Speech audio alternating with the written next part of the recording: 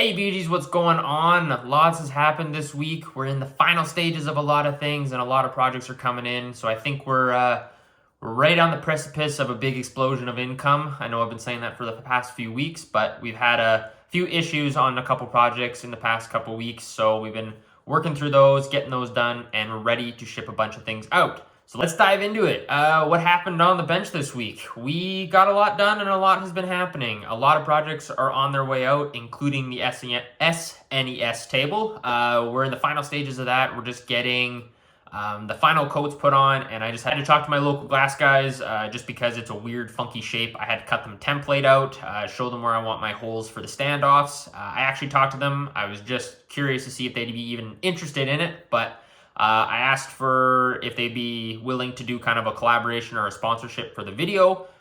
They weren't doing a full sponsorship, so I'm not getting like paid for it, but they did offer a nice little discount on the glass just for a little shout out. They're the ones I use for the NES tables that I build as well. They do really high quality work. They're awesome to work with, no problem. So it was nice that they were willing to do that. So I can't wait for the video to come out. As well, hat racks got sprayed this week. I was gonna wait for Brendan and Liam to come in and spray them, but I just kind of want to get them out of the shop. Well, not out of the shop. I want them just done because they're taking up a little bit of room in my spray area. So I just wanted to spray them, get them done. They did come in and help sand them, but just getting them sprayed is going to be a lot easier for me just to spray them quickly, let them dry, and while I'm working throughout the day, just throw another coat on them. So they all got sprayed, looking great. I'm just going to be working on packaging them up. But like I said, I'm trying to be more focused on and intentional with the things I'm doing. So yes, I need to get them packaged, but it's not really something that's going to be making me money right away. And it's a pretty easy job. So I think I might have Liam or Brendan when they come in this week, just have one of them knock that out for 20-25 minutes. And I'm just going to be, like I said, trying to focus on the things that are making me money, which is not packaging, but actually building. And I had to stop myself the other day because I was just going to get in the flow. I was like, you know what? I'll just package them up, get them done. But I was like, okay, me taking the 45 minutes to package them all up, bubble wrap them, sort all the materials out. I was like, I should be working on the LED table. And instead of packaging, I was like, okay, you know what? I'm going to stop, let them do that. And I continued on with the LED table and got it pretty close. So this week is going to be the last week. Like I said, I'm having a little bit of difficulty with just like the end pieces, where to put the dimmers, how to run the LEDs so that they work, and then all the cable management. But this week going forward, Monday, Tuesday, I've set aside to get it all done, and then hopefully delivering it end of week so I can get paid. And then the SNES table as well, I'm hoping to stage it at a friend's house because they have some cool arcade games, and then get that out as well because those two projects have been the longest. Be able to finish off that project and get the invoices out. Something else that I've also been trying to do every morning is after I wake up and do my stretching and workout, I like to come in here and just work on my Etsy. I've been listening to some podcasts and watching some YouTube videos just on how to leverage my Etsy page this year. And one of them is all about duplicating your listings and creating high quality listings. So I've been taking a lot of my beauty pics of my game tables and all of the smaller projects that I actually want to build, and getting those on as listings and duplicating them and just having just more of a catalog so it's getting out to more eyes, more views, hopefully more sales. So every morning I've been trying to duplicate one or two listings or just tweaking them to fit a certain occasion. Also been doing this for the past few weeks kind of in the background, and I think for that I've been rewarded with a few more breadboard sales, both my standard ones and some custom ones. The Etsy ones, obviously I go through Etsy, but when people reach out about a custom one, I try to bring them through my funnel just because Etsy takes like 15 or 17%, like I've said before. And my processing center that I send them with my payable invoice only charges, I think, like 2 or 3%. So I save a little bit more money there, and then I'm not paying out Etsy processing fees. So I've been excited about that. I'm hoping kind of going into the springtime here that I can make some more sales to make some more moolah, because always love a little bit more money. So talking about money, let's get into the cash in, cash out this month.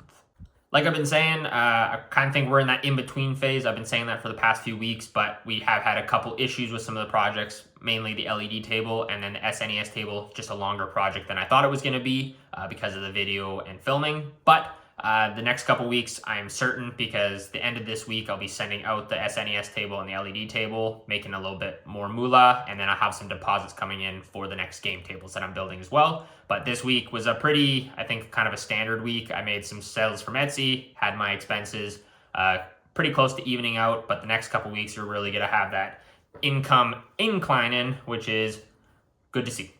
For income, we had about $850, I think, come in from Etsy. So between couch tables, digital plan sales, and some breadboards, made about $850 there. And then I had about 2 or 3 breadboard tables that were custom. One of them was last week that I just sent out, but they already paid for it. So then I had another one ordered. It was about $250 for the custom size.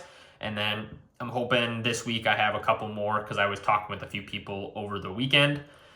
So excited to see those come in.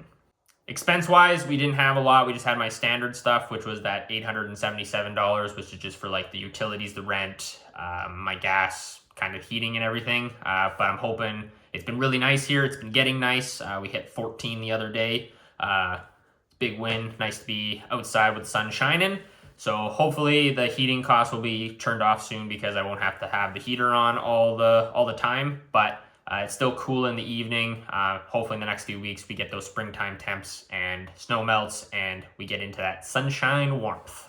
Talking about rays of sunshine and warmth and seasonal depression moving away, let's talk about the highlights and the wins this week. It's been a really good week. I got an awesome email from Megan from Quest Central. She sent me a wonderful email talking about the conventions, talking about basically how the table's been stopping people in their tracks. They've had a lot of people come up and talk about it. She had been demonstrating it. She's been handing out flyers. So I'm really hoping some big sales and just some more talks to people in my niche that I'm trying to sell to reach out to me. Was really excited to hear that, and it's always good to get good feedback about the table that they're using and that people are seeing it and really like it. Obviously, Wednesdays, Brennan and Liam came out. We did quite a bit of stuff. There wasn't a ton of work to do because I kind of did everything in between, but we were working on Brendan's dog bowl carrier. Brendan was working on that and just sanding it. He did learn kind of a good lesson about over sanding. He was using my big Bosch Rotex type sander, and it's very aggressive. I didn't tell him that, which I should have. A little bit my fault. But he basically sanded through the engravings of the 2 dogs' names. So I'm just going to resurface that quickly on the CNC, just take like a 16th off to get it back to flat, resand it, rerouter it.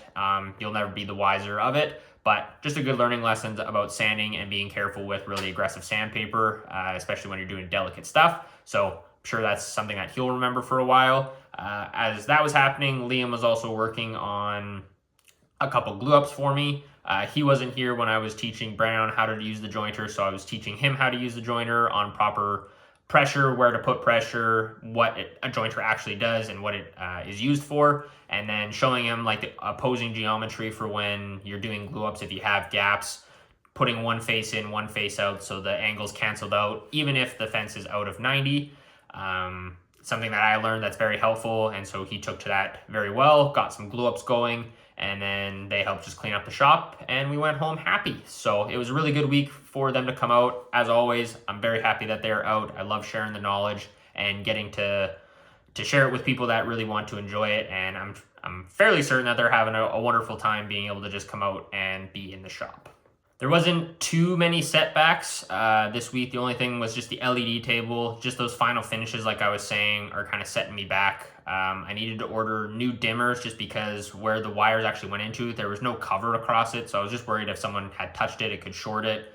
I just didn't want to have to deal with that. So I returned the old ones, got new ones. The exact same, they just had a plate across there so I can hook it up and close it.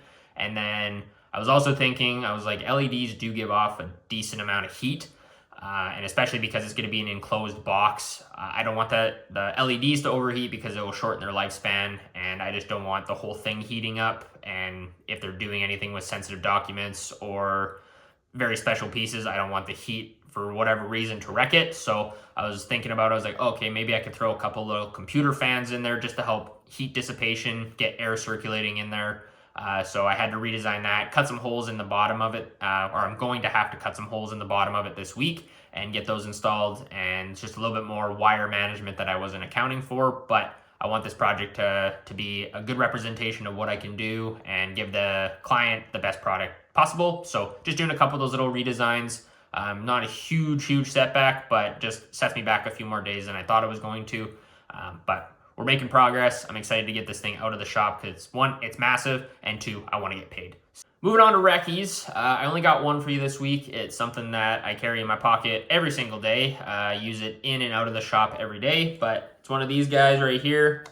Just a little 6-foot tape measure. I find them indispensable when I forgot I put my tape measure somewhere, or I need to measure something in the house, or my partner just needs something measured and be like, how long is this? What size is this? Or I need something built that's this long. I can pull out the tape measure and get an accurate measurement, and I find that I use it and pull it out all the time in the shop and just doing random things, figuring out random stuff. So I would recommend throwing one in your pocket or in your tool pouch, or even in your car, honestly, because you never know when you're going to need the tape measure. But they're awesome. I like the Milwaukee ones, but I think Stanley, DeWalt, everyone's got one. Whatever your preferred brand is, go pick one up.